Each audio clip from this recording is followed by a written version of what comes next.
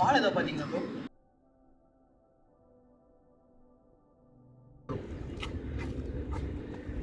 அதான் இப்படி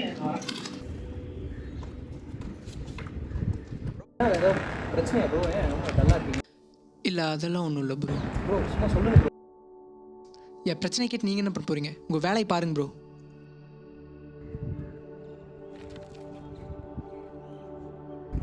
என் வீட்டு ஆப்போசிட்டில் ஒரு பையன் இருந்தான். சின்ன வயசுலேருந்தே எனக்கு அவனுக்கு ரொம்ப க்ளோஸ். ஆனால் அவன் ஃபேமிலிக்கும் என் ஃபேமிலிக்கும் ஒரு சின்ன பிரச்சனை ஆகிடுச்சு. அதுலேருந்தே அவன் என்கிட்ட பேசுகிறத நிறுத்திட்டான். அப்பப்போ அவன் என்கிட்ட ஏதாவது பேச ட்ரை பண்ணுவான். ஆனால் என் வெட்டி ஈகோனால் நான் அவனை கண்டுக்காமலே விட்டுட்டேன். ஒரு நாள் அந்த பையன் ஆக்சிடெண்ட்டில் இறந்துட்டான். எனக்கு லேட்டாக தான் தெரிஞ்சது. அவன் கூட படிக்கிற பசங்களே அவனை புள்ளி பண்ணுறப்போ தான் இந்த மாதிரி ஆக்சிடெண்ட்டில் அவன் இறந்துட்டான்னு எனக்கு ரொம்ப லேட்டாக தான் தெரிஞ்சது. அதை பற்றி சொல்கிறதுக்கு தான் அவன் வந்து என்கிட்ட அவன் பேச ட்ரை பண்ணியிருக்கான் அப்படின்ட்டு அவனுக்கு அவன் என்ன சொல்ல வரான்னு கடைசியில் நான் தெரிஞ்சிருந்தாவது அட்லீஸ்ட் அவன் எல்லாரும் உயிரோடு இருப்பான். எனக்கு ஒன்றை பார்த்தா கூட அந்த பையன் தான் ஞாபகம் வரான். நான் வந்து உங்கள் ப்ராப்ளம் கேட்குறேன்னு சொன்னதுல அந்த கில்ட்டை குறைச்சிக்கிட்டேன். ரொம்ப செல்ஃபிஷாக இருக்கல்ல? இல்லை அப்படியெல்லாம் இல்லை. இல்லை பரவாயில்ல, உண்மையை சொல்லு. மற்றவங்களுக்கு இது செல்ஃபிஷாக தெரியலாம். ஆனால் எனக்கு இதை வந்து நான் பாஸ்ட்டில் பண்ண மிஸ்டேக்கை அட்டோன் பண்ணுறதுக்கு எனக்கு நானே ஒரு வாய்ப்பாக பார்க்குறேன். அவ்வளோதான், கதையை நான் சொல்லிட்டேன். இதுக்கு மேலே என்ன ப்ராப்ளம்னு நீ தான் சொல்லணும். எனக்கு ஒரு ஃப்ரெண்டு இருந்தான், ரொம்ப நல்ல பையன். ஆனால் ரீசெண்டாக ட்ரக் அடிக்ட் ஆகிட்டான். நான் என்ன சொல்லியும் அவன் அந்த அடிக்ஷனை விடலை. எங்கே ஒரு பாயிண்ட்டுக்கு மேலே அவனை ரொம்ப கம்பல் பண்ணால் எங்கள் ஃப்ரெண்ட்ஷிப் உடஞ்சிருமோ உங்கள் பயத்துலேயே அவனை நான் இக்னோர் பண்ண ஆரம்பிச்சிட்டேன். திடீர்னு ஒரு நாள் அவன் வீட்டு டெராஸ் சேர்ந்து விழுந்துட்டான். ரிப்போர்ட்டில் அவன் இன்டாக்சிகேட்டடாக இருந்தான்னு வந்துச்சு. நான் மட்டும் செல்ஃபிஷாக யோசிக்காமல் அவனை இன்னும் கொஞ்சம் எஃபர்ட் போட்டு கன்வின்ஸ் பண்ண ட்ரை பண்ணியிருந்தாலோ, இல்லை அவன் பேரண்ட்ஸ் கிட்ட இந்த விஷயத்தை பற்றி இன்ஃபார்ம் பண்ணியிருந்தாலோ அவன் இன்னொரு உயிரோடு இருந்திருப்பான். அவன் பண்ணுறதெல்லாம் இக்னோர் பண்ணி என் ஃப்ரெண்ட்ஷிப்பை காப்பாற்றிங்கிற பேரில் நானே என் ஃப்ரெண்டை கைவிட்டுட்டேன். என்னால் அந்த கில்ட்டை தாங்கிக்க முடியல. அதான் இங்கே தனியாக உட்காந்து புலம்பிக்கிட்டு இருக்கேன்.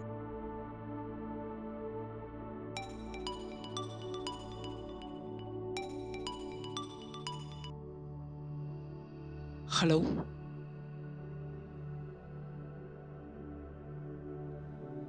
உடனே வரேன். சரி.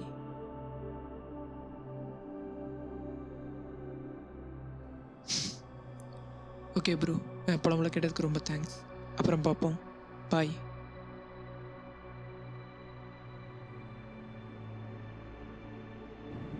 ப்ரோ, உங்கள் தப்பை சரி பண்ணுறதுக்கு இன்னொரு சான்ஸ் கிடைச்சா நீங்கள் என்ன பண்ணுவீங்க? அப்படி ஒரு செகண்ட் சான்ஸ் இனி எனக்கு கிடைக்காது ப்ரோ. ஒருவேளை கிடைச்சா?